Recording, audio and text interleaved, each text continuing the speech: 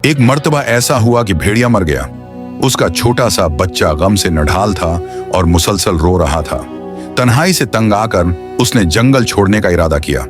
रास्ते में चलते हुए उसे एक शेर का नन्हा बच्चा नजर आ गया।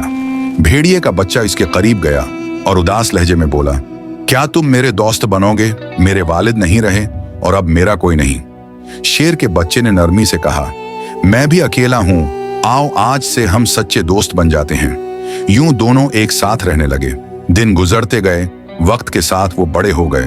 पूरे जंगल में ये बात मशहूर हो गई कि शेर और भेड़िया गहरी दोस्ती में बंधे हुए हैं और कोई उनके रिश्ते को कमजोर नहीं कर सकता। मगर लोमड़ी को ये दोस्ती एक आंख न भाई। वो चाहती थी कि दोनों में झगड़ा हो जाए। एक दिन वो चालाकी से शेर के पास गई और बोली, भेड़िया सबके सामने ये कह रहा है कि वो जल्द तुम्हें खत्म करके जंगल की बादशाहत संभाल लेगा। फिर वो भेड़िए के पास पहुंची और उसे भड़काते हुए कहा, क्या तुम नहीं जानते कि शेर और भेड़िया तो शुरू से दुश्मन रहे हैं? तुम उस पर क्यों भरोसा कर रहे हो? वो तो तुम्हें नुकसान पहुंचाना चाहता है। ये सारी बातें बिक्री के बच्चे ने अपनी आंखों से देख लें और वो फौरन दौड़ पड़ा। जैसे ही चीते ने हंस के दरख्त को हिलाया, एक नन्हा हंस फौरन उड़कर अपने वालिद के पास पहुंचा और घबराते हुए बोला, अबू, चीते ने हमारे अंडे तोड़ डाले हैं और मेरे भाई को भी उठाकर ले गया है। यह सुनकर हंस बहुत परेशान हुआ और सीधा जंगल के बादशाह हाथी के पास गया। वहां जाकर उसने कहा, आप पूरे जंगल के राजा हैं। चीता दोबारा हमारे इलाके में आ गया है और मेरे बच्चे को भी ले गया है। खुदारा हमारी मदद करें। हंस की बात सुनकर हाथी गुस्से से गुर्जा, चीता, तुझे इतनी जरात कैसे हुई?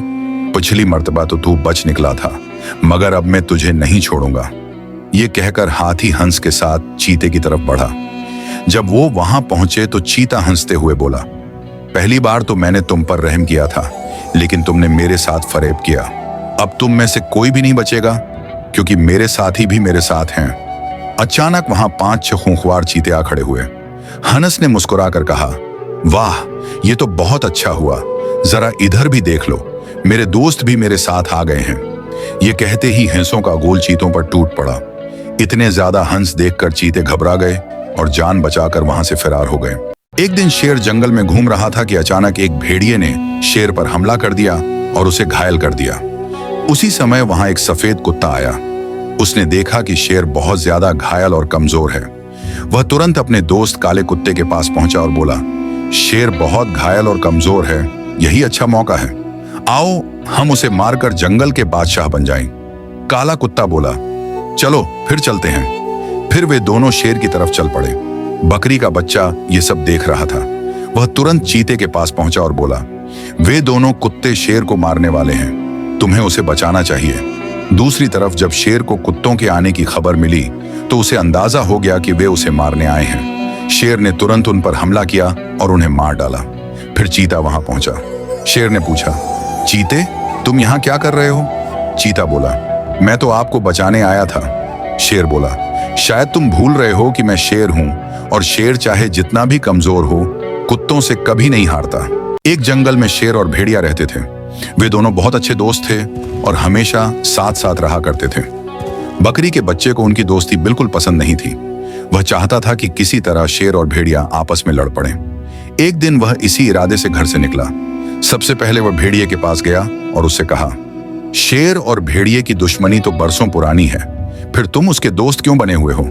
वह तुम्हें अपना दोस्त नहीं मानता, वह तो सिर्फ तुम्हें इस्तेमाल कर रहा है। इसके बाद वह शेर के पास पहुंचा और कहने लगा, भेड़िया सब जानवरों से कह रहा है कि एक दिन वह शेर को मार डालेगा। इससे पहले कि वह आप पर हमला करे, आप ही उसे मार डालिए। बकरी के बच्चे की यह चाल कामयाब हो गई। शेर और भेड़िया दोनों के दिलों में एक दूसरे के लिए शक पैदा हो गया। यह सब एक हिरण देख रहा था। वह तुरंत वहां से निकला और चीते के पास जाकर बोला, मेरे साथ चलो, बकरी का बच्चा शेर और भेड़िए को आपस में लड़वाना चाहता है। चीता बोला, तो हमें उसे रोकना चाहिए, वरना शेर और भेड़िया एक दूसरे को मार डालेंगे। चलो मेरे साथ। यह कहकर चीता और हिरण दोनों शेर और भेड़िए की ओर चल पड़े। बकरी अपने बच्चे के पास बैठी रो रही थी और कह रही थी, मेरे बच्चे, मुझे माफ कर देना, मैं तुम्हें बचा नहीं सकी। तभी एक उल्लू उसके पास आता है और कहता है, बकरी बहन, मुझे आपसे एक बहुत जरूरी बात करनी है। ये हड्डियां आपके बच्चे की नहीं हैं। बकरी चौंक कर कहती है, क्या तुम सच कह रहे हो? जवाब देता है, हाँ मैं बिल्कुल सच कह रहा हूँ। काला भेड़िया आपके बच्चे को जिंदा ले गया था। वह घनी झाड़ियों वाले रास्ते की ओर गया था। यह सुनकर बकरी खड़ी हो जाती है और बेइंतहा बोल उठती है, मेरा बच्चा जिंदा है? उल्लू कहता है, हाँ वह जिंदा है। आप गलत रास्ते पर चली गई थी। असली रास्ता पहाड़ी के पीछे से जाता है। बकरी के दिल में उम्मीद की एक किरण जाग उठती है और वह कहती है, अगर मेरा बच्चा जिंदा है तो मैं हर हाल में उसे जरूर बचाऊंगी।